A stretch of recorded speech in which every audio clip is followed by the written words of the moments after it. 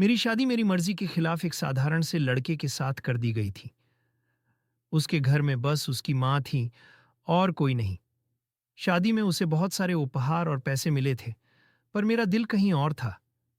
मैं किसी और से प्यार करती थी और वो भी मुझसे। लेकिन किस्मत ने मुझे यहां ला दिया, अपने ससुराल। शादी की पहली रात जब वो दूध लेकर आया, मैंने उससे पूछा, एक पत्नी की मर्जी के बिना पति उसे छुए तो उसे बलात्कार कहते हैं या हक? उसने बस इतना कहा, आपको इतनी गहराई में जाने की जरूरत नहीं है। मैं सिर्फ शुभ रात्रि कहने आया हूं, और कमरे से बाहर चला गया।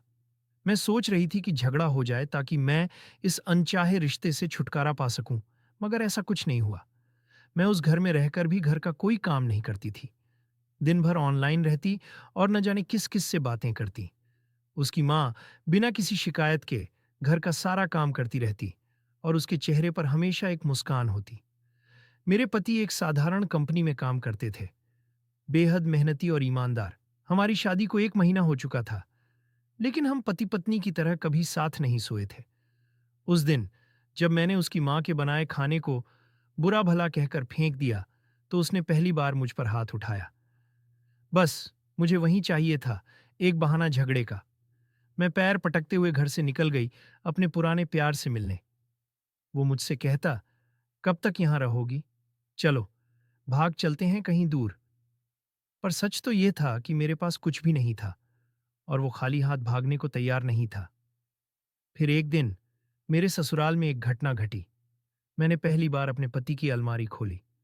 उसमें मेरा बैंक पासबुक, एटीएम कार्ड और वो सारे गहने थे जो मेरे घर वालों ने मुझसे छीन लिए थे। मुझे ये सब देखकर झटका लगा। साथ ही उसकी डायरी में मेरे लिए एक खत रखा था। उसमें लिखा था कि उसने मेरी हर चीज को संजो कर रखा था और दहेज में मिले सारे पैसे मेरे अकाउंट में ट्रांसफर कर दिए थे। उसने लिखा कि वो मुझे प्यार से इस रिश्ते में बांधना चाहता है, न कि जबरदस्ती। उसकी इन बातों ने मेरे दिल को छू लिया।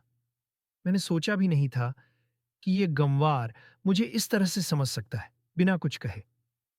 धीरे धीरे मुझे एहसास हुआ कि वो मुझे उसी सादगी से प्यार करता है, जिस सादगी से उसने मुझे अपनी जिंदगी में जगह दी थी।